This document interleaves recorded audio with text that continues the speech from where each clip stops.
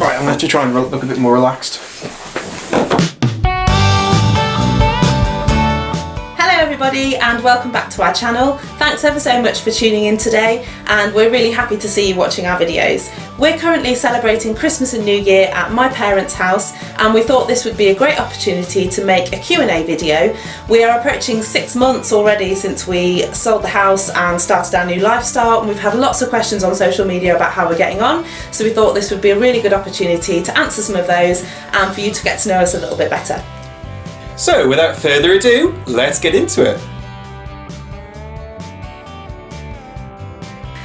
We've had lots of people ask us on social media, Facebook, Instagram and on our YouTube video if we're going to be doing daily vlogs or update videos on the day-to-day of living in a caravan. Now, as we go through our videos and our updates, I'm sure you'll see little glimpses into our life. However, we want to make this channel about a little bit more than that and not bore you with all of the day-to-day laundry and dog walking that we have to do every single day. So the real purpose of what we're trying to achieve here is to show that anybody with a small amount of money can actually radically change their lifestyle to increase drastically the amount of leisure time that they have. That was like the main purpose for us, was to try and have a little bit more time to do what we love, share our kind of passions, slow down a little bit and just enjoy life while we're kind of able to. So the main reason we wanted to start this channel was to share how you can do that, not just living in a caravan, but any other way as well. So yeah. Hopefully we'll do that in our videos. And succeed or fail, we will show you. We promise to do that. Yeah. This is a question that we get asked often because when we said we're quitting work, it kind of sounded very final, which isn't really true. What we were quitting is our day-to-day careers that we were doing beforehand in favour of more seasonal, casual, temporary work, which will then enable us to travel around that work. So the first year of our new kind of lifestyle, we managed to keep enough money to one side so that we didn't have to work in that first 12 months.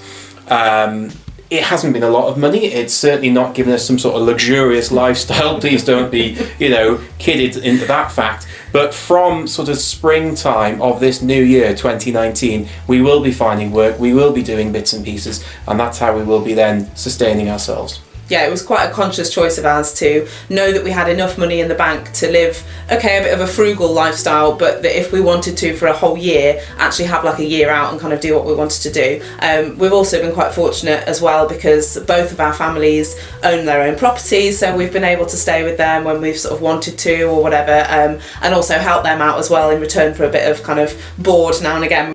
So for example, for the past couple of weeks, I've been up to Scotland fitting a bathroom for my father. We've dug ditches here in Wales. So we have been doing things in return for some of our temporary board. Yeah, and we did the same when we were at the campsite over the summer as well. We would help out cooking breakfast for the B&B, cleaning the toilets and that kind of thing, which you probably saw in our last video. The other really nice thing about this kind of lifestyle and kind of slowing down and taking a bit of time for ourselves is that it's given us the opportunity to kind of reinvigorate not only passions and hobbies, but also to start kind of, I guess, hobby businesses, you would call them. I mean, neither of us are making a fortune at all out of businesses, but for myself, for example, I really love belly dance, and I've actually started to design and make some costumes. I love crafting, selling little bits of jewellery and stuff like that, and really it's what you would call pocket money, I guess. It's certainly not a salary, but in the lifestyle we have, because we spend so much less, all of that little like extra 20 quid bringing in here and there really makes a difference. Well, yes and no. Technically, we are still having to work, so there is still a rat race to be done. But the number of hours we have to work and the frequency and the permanency of that work has drastically changed because of this lifestyle. Before, when we had the mortgage, we had to make those monthly mortgage payments. There was no ifs or buts, and we couldn't afford to take a risk with our employment.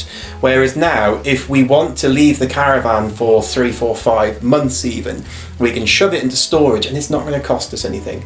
So yes, we're still in a rat race. Is it as stressful and as busy as before? No. So it's a huge difference for us. I think for us it's the risk factor that isn't there anymore. I mean, when we were both working you were working 60, 70 hours teaching and I was doing a sort of 35, 40 hour a week job, we had to do that every day in order to pay the mortgage. And if we decided, okay, we'd really like to save up for a trip and take 3 months out and motorbike around Vietnam, spoiler alert, we're doing that. We couldn't do it because we couldn't afford to take 3 months break out of the mortgage, or indeed have the jobs that would give us the flexibility to do that. Whereas picking up seasonal work, we can take 3 months work at a time, knowing that that is to fund the next travel or fund whatever we want to do next.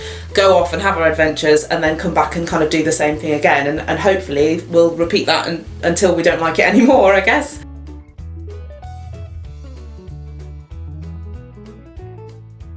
Okay, so lots of you have been asking about the costs associated with living in a caravan, and so what I'm going to put on screen now are some of the costs that we sort of have worked out. So the pitch cost for us at the moment is £200 per month, and that does include all the water and all the electricity that we need for our caravan. The gas, we use a refillable safe fill canister, which are really great. There are other refillable canisters out there, but safe fill's the one we use. And we reckon probably average across the year no more than £40 per month. I mean, that really is the top estimate that I could come up with. In the summertime it's roughly about £12 per fortnight, but obviously you're not running your heating as much in summertime, but you are still using your gas for cooking and hot water. Obviously, hey, no council tax, that's always a good thing. TV licence is also free of charge because it's a temporary moving vehicle, not a permanent structure. Now, technically, to comply with UK law, every 28 days you need to spend a night out of your caravan, so I've included an Airbnb charge for that as well. Now, what we tend to do is we tend to grab our tent and nip out into the hills and do a bit of wild camping to comply with that law. I've also included Carrots? We don't need carrots. Carrots aren't included. No carrots. I've also included around about £20 a month for caravan insurance, although not mandatory, a very good idea, particularly if the value of your van is a bit higher. Now that gives us a total of around about £280 per month for your living costs. Now obviously there's no food in that, but that wouldn't change. The way you eat in your home will be very similar to the way you eat in your caravan. I ate more in the caravan actually, but I think it's because I'm so relaxed. Anyway, yeah. So that should give you a bit of a guide price, £280 per month for living in your caravan. Now, you might be thinking we are a little bit hypocritical with this question because here we are sat in a heated house in January. However, we are more than happy to spend our winter in the caravan. In fact, we would have done had the site that we're on at the moment actually opened in winter. Unfortunately, it actually does close between November and March, so for this year it hasn't been possible. And to be honest, we hadn't really planned far enough in advance to kind of play that in. This year we've actually had family commitments anyway, so as Jamie mentioned before, he's been up helping his family renovate some properties. My family have recently moved house, so it's actually worked out quite well for us this year to actually stay with family and friends and kind of help out along the way. So we are yet to spend our first full year in the caravan, but it is very much on the cards for next year, isn't it? And we will be returning in the month of February to the caravan, which is arguably one of the coldest months in the UK winter anyway. Sure. So although yes, we're not doing a full winter this year, next winter we will.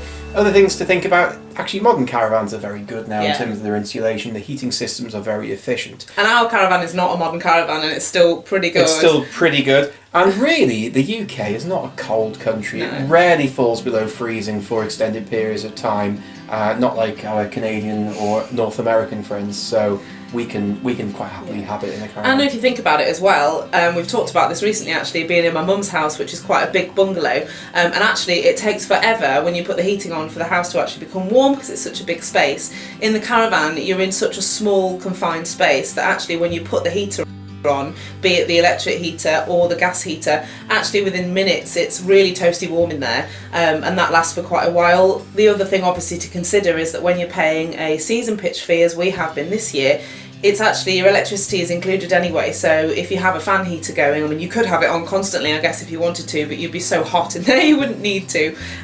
So it's really not a consideration, to be honest, when you're staying on a site at least. I guess if you were trying to move around and boondock or wild camp, it might be a different consideration, but for us it's not been an issue. Besides, with all the money you would save when living in a caravan, you can afford to run the gas as much as you want. That's a good point. And extra socks. And extra socks. Bed socks.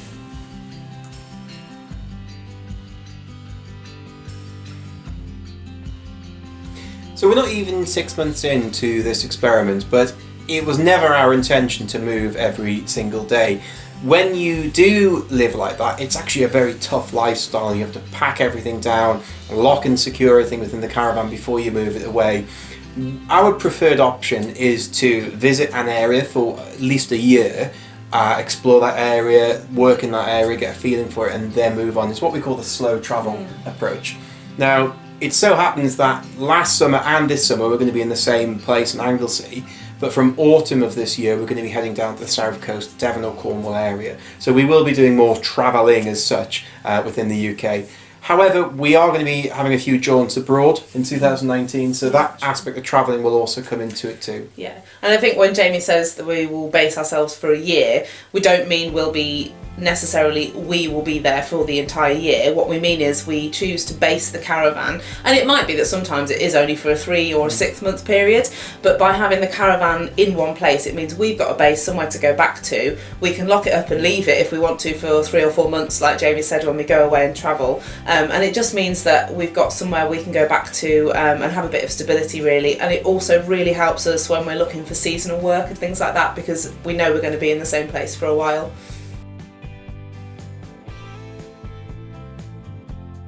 So later on in the video we've got a question about what the challenges and the rewarding aspects of this lifestyle have been. I think possibly one of the challenges that we'll mention before that, however, has been not having a fixed address, and it's something that lots and lots of people have really been interested in, and for good reason. We are quite fortunate because we've got family who do have a fixed address. We're able to use that as correspondence. However, we've still come up against quite a few issues. It's actually been really surprising that kind of quitting the system has been really hard. So the likes of insurance companies, for example, really don't make it easy for you to not be on the system or not be the norm. The systems certainly aren't set up for the likes of us, so we have struggled a bit, haven't we, with kind of getting companies to understand what our situation is and kind of getting on board with that maybe. My advice would be to find a family member or friend who is quite understanding and sympathetic to what you're trying to do, and ask them whether they would mind being your correspondence address. If that option's not available to you, have a look on Google. There are people that do it as a bit of a business, and there's a small monthly fee, but they will handle your mail and your post and then email you when things arrive. So motor insurance companies are actually a little bit more flexible in this area, providing you've got a fixed correspondence address. They really are only interested in what the risk address is, i.e. where is the vehicle going to be being used and where is it going to be being parked. So much like when a student goes away to university from the family home will remain their correspondence address, but their university address will be their risk address. And it's exactly the same for how we're operating at the moment. Our risk address is where the caravan is, yet our correspondence address remains Stacey's mum and dad's address. That was another reason for us choosing the kind of slow travel over moving all the time, because we were a little bit unsure if we were going to be somewhere different every single night or a different area of the country all the time, how we would work that with insurance. So for us, being settled for a season has really been the right option.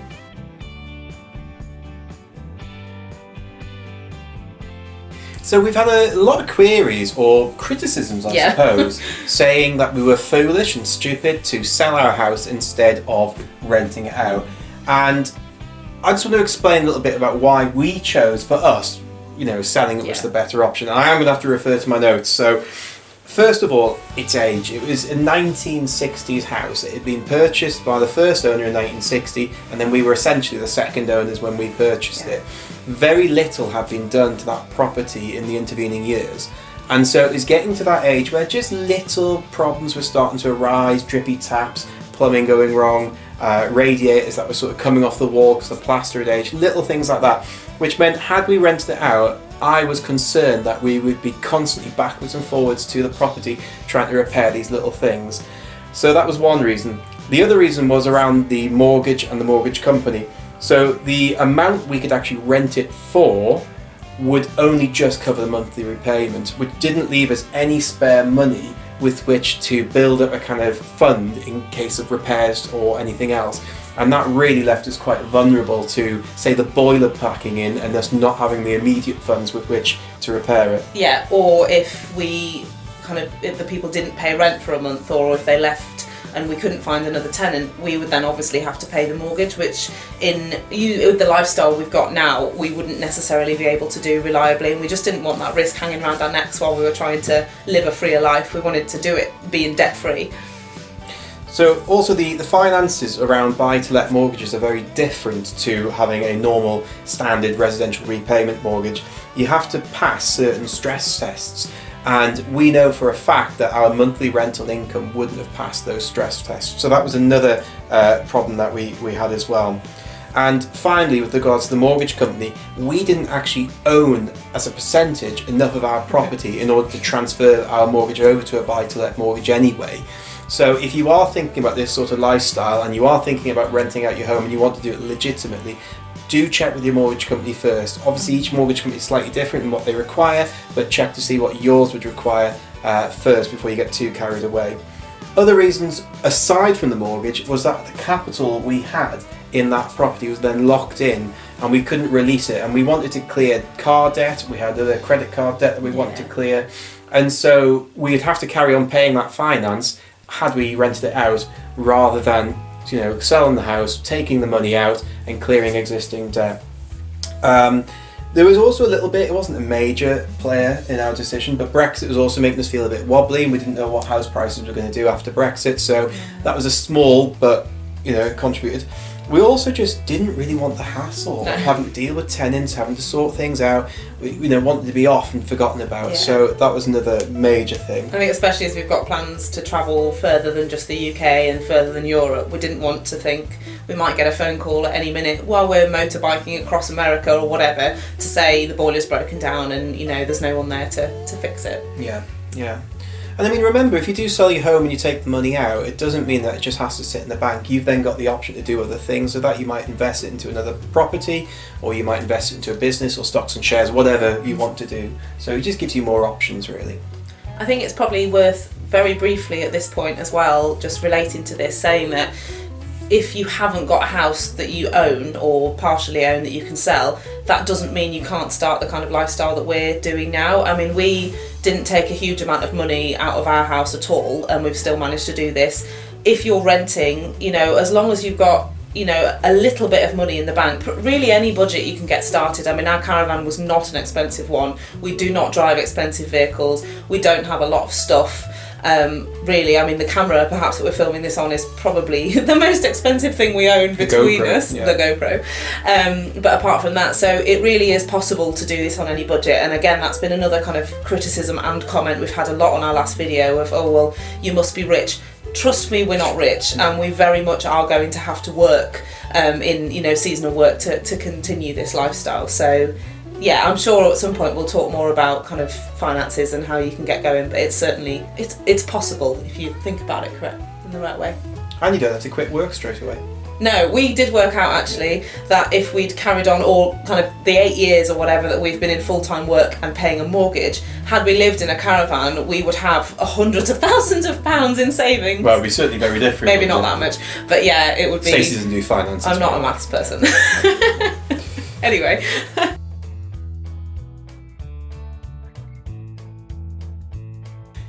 Internet in the caravan has actually been one of those things that's been a lot easier than what we first expected it to be. Our mobile network, which is 3 Mobile, offers us 100 gigabytes of data for about 20 quid a month, and from that data package we can run the laptops, we can run other things as well, and so really it's been more than enough. So as long as you're in an area with decent 3G or 4G, you've got no problems. Yeah, and if you make sure you talk to your provider about how much hotspot allowance, because that's how we can connect our laptops and stuff to our phones, and essentially our phone then works as like an internet dongle, so we can have Wi-Fi, like Jamie said, wherever there is good enough signal. And we have never come close to using the either 30 gig kind of hotspot allowance or the 100 gig. It's just epic amount of data. And we were able to stream easily Netflix or YouTube on that 3G connection without any problems. Stuff stuff. We've never really been hugely material people, but we were still really amazed at how much clutter and rubbish, quite frankly, we've managed to accumulate over the years. I love cooking, we both love cooking actually, so our kitchen was full of like little ramekins and baking dishes, lovely stuff, but actually probably was used like once every 2 years or something. Clothes was a big one for me to sort out. I took so much stuff to the charity shop, as you probably saw in the last video. But do you know what? I haven't missed it. I mean, I'm someone who I like to get dressed up, I like to do my hair, put my makeup on, but I actually have been so much less stressed going to the wardrobe in the caravan, which is about this big, and going, oh, which of my 1 pair of jeans, 2 pairs of jogging bottoms or 6 t-shirts shall I wear? And it's not been a problem. Again, we're fortunate because we've got a little bit of stuff, a couple of bags or boxes or whatever stored up my mum's loft, so when the Christmas season came around I still donned my party frock, but there's no need for it in the caravan. It's just so laid back, it's lovely. And if you do fancy a change of outfit, we nip down to the local charity shops and we have a rummage through what they've got, and hey presto, we've got another outfit. So you know, it's really nice to be recycling old clothing as well. It's actually one of the biggest kind of, I wouldn't say surprises, because it didn't really surprise me when I thought about it, but something I hadn't considered is the fact that having so much less stuff takes away so much stress from your life. Like, it's almost like this huge weight is lifted off you. You're not responsible for as much stuff, you don't have as much choice in things, and it must be some sort of, I'm sure there's some sort of psychological thing to do with it, but it just letting go of stuff that you think you need, but actually it's just weighing you down. And it's that kind of old adage of, do you own your stuff or does your stuff own you? And actually, if you really thought about it, if your house was burning down or whatever, hopefully it won't, obviously. What are you on about?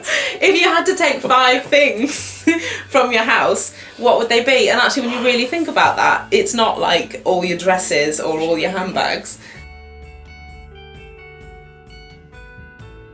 You do it, that was good. The 5 things, burning building. Yeah, but we haven't. It's meant to be a concise video. It's half an hour on the GoPro at the moment. And the GoPro's about to run out of battery, so you better hurry up.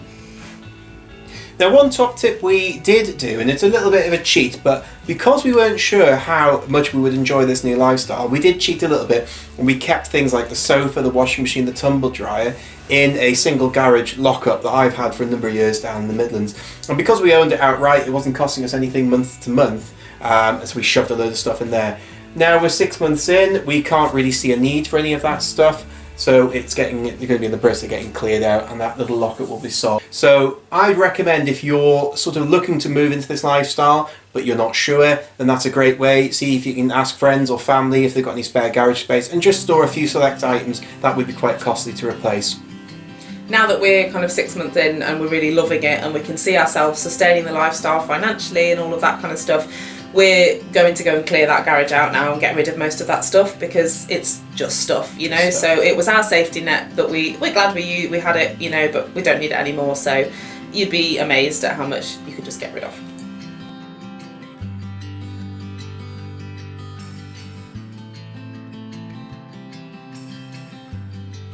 So this next question's a wee bit complicated to answer directly because it depends on the year in which you passed your test. I'm not going to go into huge detail about it because I want to do another video on this, but basically if you passed your test after the 1st of January 1997, you are limited to the total weight of your vehicle and your caravan full of stuff that you can tow.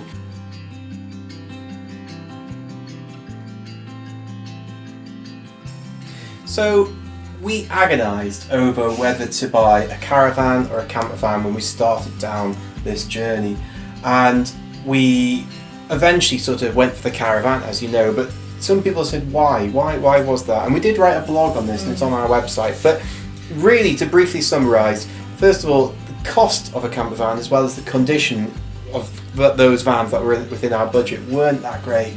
I mean, you could spend a lot of money on the campervan and it's still not being in a great condition. We also thought eventually it's going to be a bit of a pain to have to pack everything up every time we move, and you drive off somewhere, and that was something else that we considered. The configuration for us with having the motorcycles as well just wasn't going to work out, and we are still thinking about buying another panel van, a longer one that we can have the bikes in and have a bit of a sleeping area in as well, for just short break excursions. I think the key here is this was very much our personal decision. A campervan might be right for other people, like Jamie said. Particularly we love campervans, so just for us it wasn't right. For me, if you're moving around more, but for us and the type of lifestyle we were going for, that it made it affordable, and we just wanted to get going. I mean, we had such a limited budget that a caravan fitted that, and we could get everything we needed in it. And we thought, well, it's going to get us started, and we'll try it. And if it's not right in a couple of years, we can always change that. So, yeah.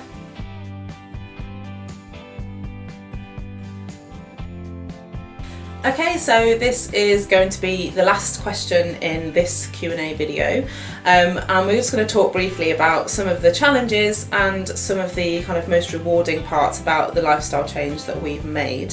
I guess we've probably both got slightly different ones, but I'm sure they overlap a little bit. Do you want to go first? Sure. So one of our biggest challenges has been one that we hadn't anticipated at all, and it was laundry. Yeah. Not a very exciting topic, but getting laundry done and dried and everything else has been a bit of a challenge at times. Yeah, it has actually. That's a really good point. So this is probably more of an us problem or a me problem or whatever than it is a problem with actual physically living in a caravan. I'm still a little bit apprehensive, maybe even ashamed maybe, to kind of admit that I live in a caravan and I don't work. When new people say to me, what do you do, where do you live, blah blah blah, it's wrong, because actually we don't scrounge off anyone, we don't claim any benefits, we fully support ourselves and are going to continue to, and actually the lifestyle we've chosen is for many wonderful reasons, but there's still a tiny little part of you that kind of thinks, oh, what are people going to think? And actually, so a few people, you can read through the comments and see what a few people think. They are negative, it's hilarious, but the vast majority of people that we know and that we don't know have been so amazingly supportive. And actually, once you get past the we live in a caravan and we don't work thing, they realise, well, we're not, benefits kind of people or whatever, we're not sort of... Well, we're not working at the moment. No, we're not working at the moment, but we're supporting ourselves. We are. Independently, aren't we? And I think then people realise what we're doing, and more importantly why we're doing it, to improve our quality of life. Actually, people are really behind us, aren't they? Yes, yeah. So, yeah. Particularly the older generations, believe it or not. Yeah. So many people that we've met who are now retired have said to us, oh, I wish I'd done that when I was 30 or whatever. And actually, even we wish we'd done it sooner now, but that's as it is. Mm-hmm. So there are challenges. I guess for me, the biggest and the most rewarding thing for me has been getting our time back. We are so much happier as a couple. We have time to kind of invest in each other, in ourselves, in our passions. I've started playing my guitar again, I've started singing again, dancing, doing my sewing and my crafts, starting a business, all of these things that I just didn't have time to do, and they were such big parts of my personality. It's so amazing to have that back and to be able to just live in the moment and slow down. It's also really nice to be able to be so free that if you see a job in Scotland that you're interested in, we can just go and do it. Yeah. You see a job in Devon that we're interested in, we can go and do it. Yeah, travel I think will become a huge part of our lives over the next few years, and that's something we've both wanted to do for a long time, and we can finally do that, and in our own way now, which is so brilliant.